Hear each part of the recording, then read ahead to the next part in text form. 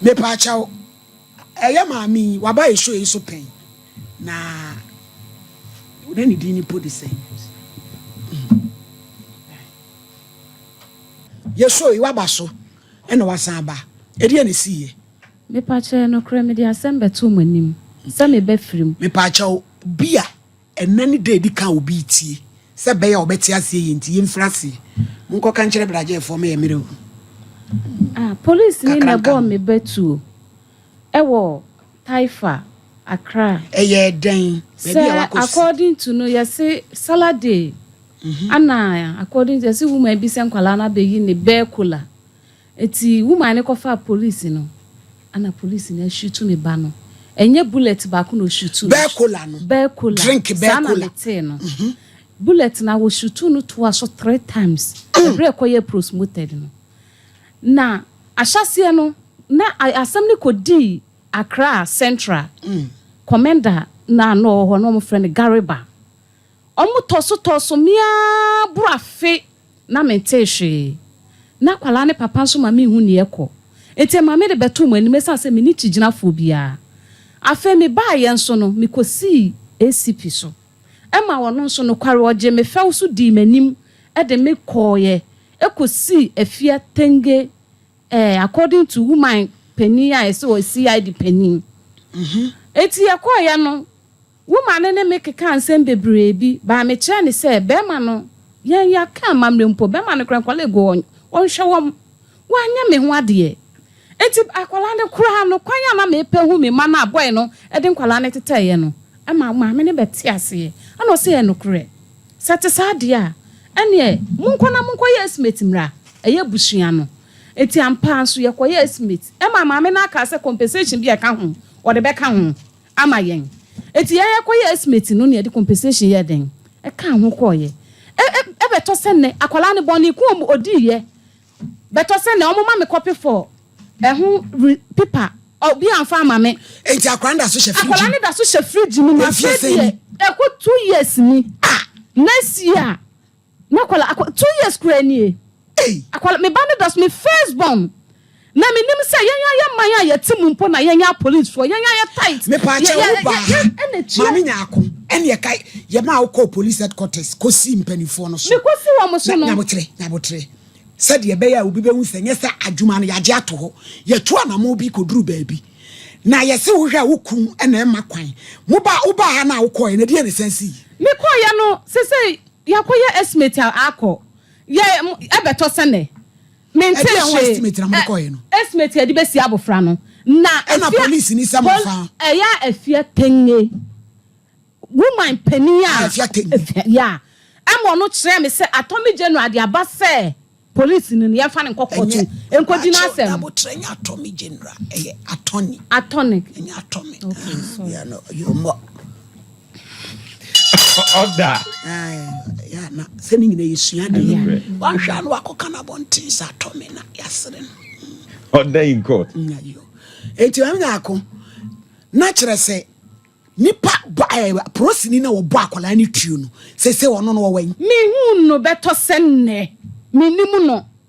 Me nim lady kunin so a case ni na me so no me nim obi a. Me nim obi estimate na me de akoto ho no. Afede CID a yede kan se commander CID commander last year amu yes ye koye follow up ye guso ye koye ose maaye aba senka mo beti ye nka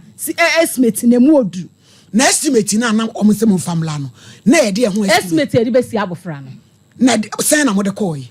estimate ye de besi abofra no ye tro ye kan sen we ye tro wakai kasei me pacho ye estimate a ye de besi abofra no 500 million ana compensation me tro yes me se meji police ni no say akwala me babbe mu wadache ne me ba ne be ya mama akwala ne footballer kadache mama police ni no wadi mawu na me di bremu ni so ma be ma no o papa no eti me dia me ba na hwe ni free se wo kun na be ma wa yi estimate me se me jo am 10 billion omu dada me ba wu no me fresi adi ni na ase yet me like say atantan bi anabra mpaduru ho afedie afenaduru ho afedie DSC Gandhi welfare ministry and me take am me ba madam my bank e be frɛ eti me pese me busa se me ba na ye bia ne funu omo de ye dan se me ba wu beto se nne me wu me ba nanim na dia ya me ya ne se fie num na me hu me ba ne da kropa na me ba ikoya buso me miensa pe na ni pada se ni ye te ye mamu empo ne ye sei police ni no me ni kamafo me de me se ma bre me ni obi ba bi biara na mom yo onipa na me nipa ya bone piao dabi abrampa dabi dia wo de beba ne doso dia wo so de beba my lady wasema o ka wawi a wo de crowd card piao let me say no see here no piao na wo se meka sesi a wo so wo de crowd my lady edru wa dawroma abrampa piao my lady order in court afi beso nini anu wo fie enije ben na wo fie me ba la se fridge mu sika kita me amde adwuma na nini na sa fridge nsa me ba modin bo sika no na ya dia ayo sa ya lo fe eti mi amade asai no mo sai ma na me sa te ho ni se bia sa 10 billion so a wo kan ye ne so sonti na bia omo so bia o muntumi emanimum what do you mean hasem cause that's a 10 billion so the obapa send your man what do you mean hasem what do you mean hasem o what do na that chinti me ba na ti ase anka de na ka me betimi ayama e be brosa so se obana enam ne so a me ba na wu me hono na me ti ase so yo wa wu dadi bato ne yama bo so menko no se de ma wu me dia no police ni nenso se ne ma me de ne to ne yam awu na bo so menko dia mama boni aba me tirim ma wu se wi ase oni abrampa ne be hiem pia o ma ya te mu ti IGP 20 menka enti ya me do something about this time akwada so ti o Ghana police service enti so say you be abusuani a enti nko ma ya me say me ne chijinafo mama yako na botre mama me ne ka oh tie wo ba akoye no me frɛ ye papa DSP Kofi Sapon to no kra ne ka se bra police headquarters so ko si ni so eno no ma awayi na me say estimate na wo de koma awo mo na so but se so kra mu ni nipa ne tena se bia maame estimate ne so na mu ja kra na oba tan didi na ne ba se fridge ma fie mienu anu odene e makola isaman se wo di akwani aba wo hunu de onya ne ho maame yako wukun no e dia na wo ka fa ho akra ne papa no onka hwe ne akọ nyina ne ye koye be ma ne nka ho hwe chese be ma ne de o ma hu se e bra me koye no CID commander ne ka chem se be ma de be ba ho no ono anom nsa se pam to no kra kasa kire ma akwadi tu no ba kwa no ono abo no kire senti be ma ne de o mu hu se be ma no ye obi a nani na ho etimi hu ne se nkom ye o ma adwen se nkom be fa be ma ne so take advantage ba be ma ne de mayi na sinchen na nanu ye imefa ne se be ye ekoba ye busumini na be ma ne frɛ me se opese yenko na finery yenfa nko pem wom na yenko yi akwala ni si na mse mate yo mesendu ska me si yo satam na me firi akra beduru ye na de kyenye ana boy ne frɛ me si yo mate se sika ne beba ne yakɔ minim o send me lolo fe no hukum o so be send me lolo fe na me sumi firi akra wa ba wa bra onu nim se me firi akra wa ba sana de ne koye yo nam si yo mate se yo ne wom no correct because gama ni timi bie na no ka chem so obesi akwala no wa bra mi hu no eti se ne na se ne omo ne be ma ni mom omo hu se be ma na adwen wo fam eti so omo fa be ma ni so advantage dia me de be ma na busua dem dia koja me dia koja be ma ni nua ba se sen ba ni nua be ma bu mi kwase dia pay de to e be to aso dia ne me se ni nua ni nim na se me ba no so ne kwan na so mu kosi abofra no wabra me mahu na me boba ma ni dua na me de ne ma me ye mo madase na do betimi akosie sa se ba ma ni timi bia na no ka chem so obesi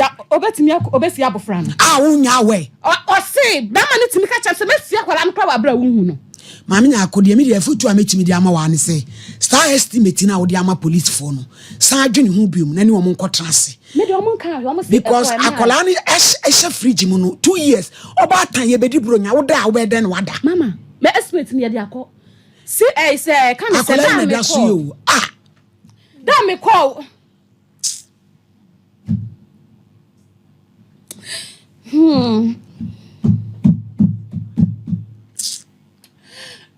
me call welfare ministry omo chere se ho ne fa estimate ni nko me yakwa se yakwa follow up my me chere se ho me kan nsa me frɛ CID ni no se yakwa administration emma me koto penny wo welfare ministry wo my mind no e frɛ CID ni share ne se ba bia la odi estimate na fa no man 30 minutes onko fa estimate ni nya den emra because e ho na se ba me wo ho na penny pa kan ye ana penny ni ma na kwala wo ho eye ASM DSP Gandhi etro ne number ma me eti me bedru ye no ana me frɛ man na take 1 week ebusa se omu odi aba wo se hwe maaye eti me frɛ CID ni no me fa ni se be 2 weeks mu ni ana me busa no se madam eni mi ho me de akoma wom den na omu hye se me fam na me de aba eti me san frɛ me papa frɛ Gandhi ni busa no wo se emaaye ewo administration wa me so me wo ho ana pani ni so share say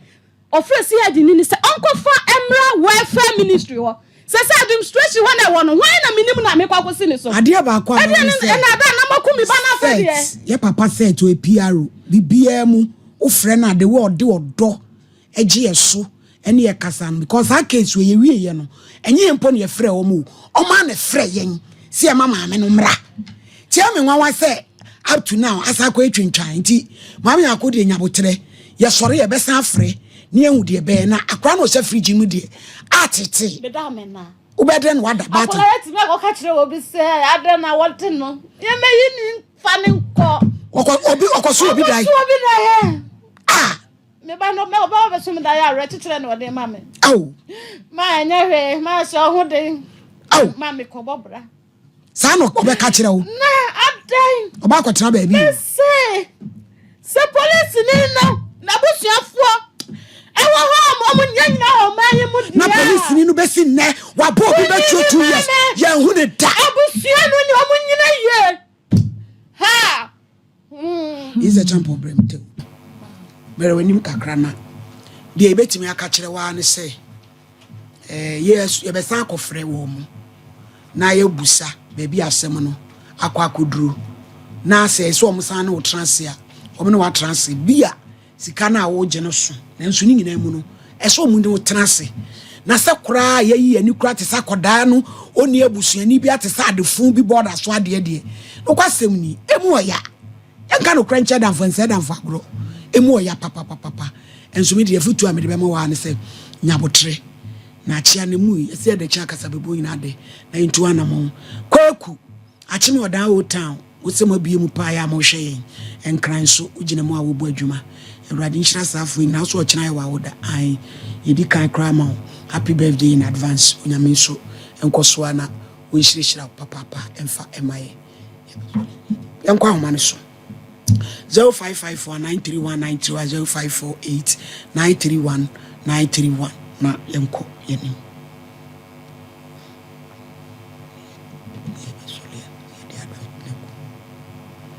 0554931931 0548931931